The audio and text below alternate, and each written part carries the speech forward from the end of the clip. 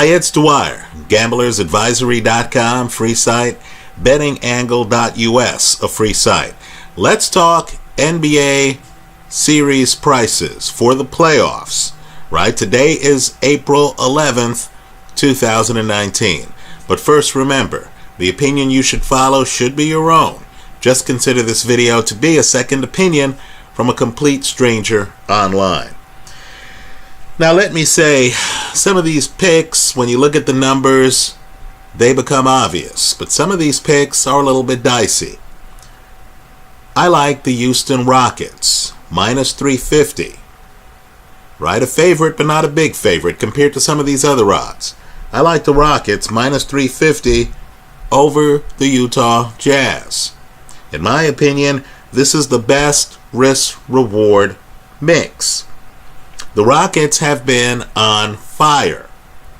In March, they were 12-3. In April, they were 4-1. That's 16-4 in their last 20. Also understand, Utah on the road, and Utah doesn't have home court advantage. Right? They're going to have to win at least one game in Houston. Utah on the road is very pedestrian, 21-20. But I need for you to understand, these teams played each other 4 times during the regular season. They split during the regular season, 2 games apiece. Understand too, Utah in the last 2 months hasn't been a wallflower. They themselves have won 15 of 21 games. Right? It's just that I think Houston, with their mix of talent, with Clint Capella, an undervalued center, right, one of the most efficient players in the league, and with the man who I think should win the MVP this year, James Harden, to go, of course, with Chris Paul, right, the fact that Houston has been on a roll, is healthy together, has other pieces, guys like Eric Gordon, right? The fact that Houston has the talent level that they do and Utah is a little bit weak on the road has me believing that Houston at minus 350 is the play here. Let's move on. I like Boston, right? Minus 460 over Indiana. Now I know on paper this looks like, 2 teams that are equally seeded, right? A 4 versus a 5. But what you need to understand is that Indy lost Victor Oladipo. The league has adjusted to them. In March, Indy was 4-10. Right? In their last 19 games, they've only won 7. Also, Indy not strong on the road, and Boston's a hard place to play. Indy is 19-22 on the road. Right? Also, these teams played 4 times in the regular season. Boston won 3 of the 4. I like Boston minus 460 to beat Indy in the series. Now let's get a little bit risky here. Let's talk about a possible upset. Right? I don't expect, I'll put it this way. Sprinkle some on this underdog team, but don't have an expectation of winning the bet. Right? What you want to do is to lock in these odds because this team does have problems. So if this team wins on the road, then you'll know you're cooking with gas with a realistic shot of winning. And that's the San Antonio Spurs at a plus 195 against the Denver Nuggets. So you can get it at minus 235. Now Denver is a Goliath at home. Right? They're 34-7 at home. The Spurs, who don't have home court in the series, are terrible on the road. They're 16-25 on the road. But here's what I want you to consider. Right? The Spurs got DeMar DeRozan.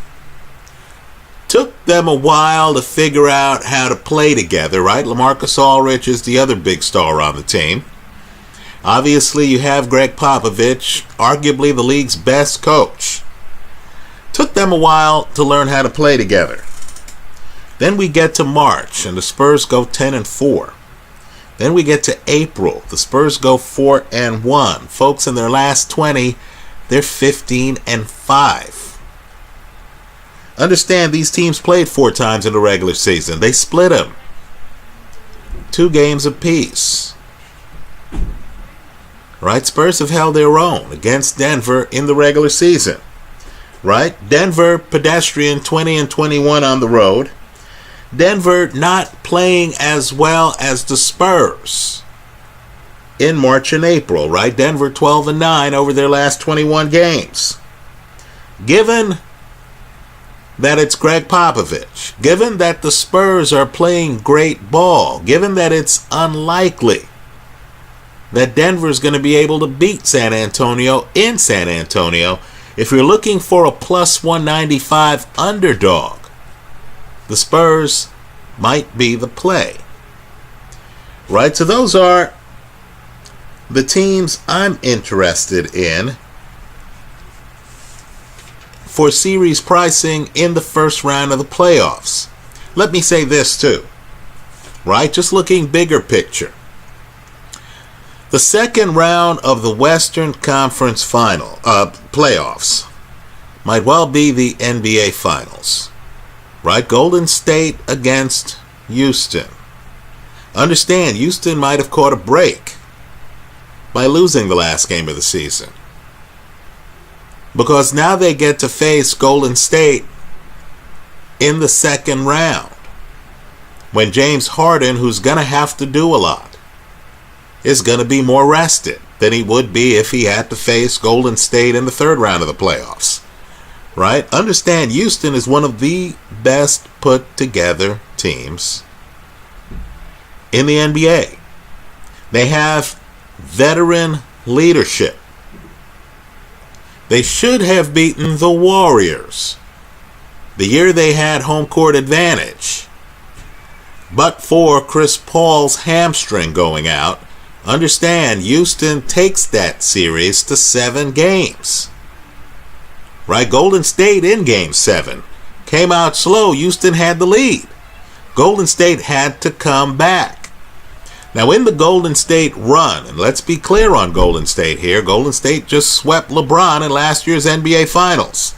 I believe Kevin Durant, in 2 years at Golden State, has picked up 2 titles and has lost a total of 1 finals game in the NBA Finals. Right? The Warriors are 8-1 in their last 9 NBA Finals games. The team that pushed them the most in the Kevin Durant era are the Houston Rockets. Now out here, right, and I'm in the Bay Area, we're hearing that Curry's ankle is not quite right. Right? Now who knows? This could be a superstar taking off the first round of the playoffs. Right? But we're hearing that Curry's ankle's a little bit tender. The Warriors have played some very uninspired games this year. The urgency is gone. That's what happens when you've been to 4 NBA Finals in a row. Right? The urgency's gone. There are even rumors that Kevin Durant's going to be gone at the end of the season. Right? So just understand, if Golden State comes out flat in the second round of the playoffs, they might get toppled by a Houston team that's healthy. Right? Chris Paul's hamstring is back to 100%. So that's a series to circle. Right? If Houston comes out of the West as good as Milwaukee is, as good as Boston is, as good as Philly is, I'm not sure if anyone stops them. Right? So that's a series to look at big time. Let me also say this too. This could be a passing of the guard year. I know a lot of people are hot and bothered about the Bucks. I agree. The Milwaukee Bucks, right, play great defense. There's no question about it. And while Giannis can't really hit threes, The rest of the team can. Right? But I will say that coming out of the East, my dark horse is the team that picked up Tobias Harris during the season. Right? I'm just telling you the foursome, the fearsome foursome. Tobias Harris, Jimmy Butler, Ben Simmons, and Joel Embiid. The Philadelphia 76ers look to me to be the most talented team in the Eastern Conference. Right? The question, and it's $1 million question, is whether Philly can mesh chemistry-wise. Right? Given that they just started playing together, right? Jimmy Butler's a relatively new addition. Then on top of him, you add Tobias Harris.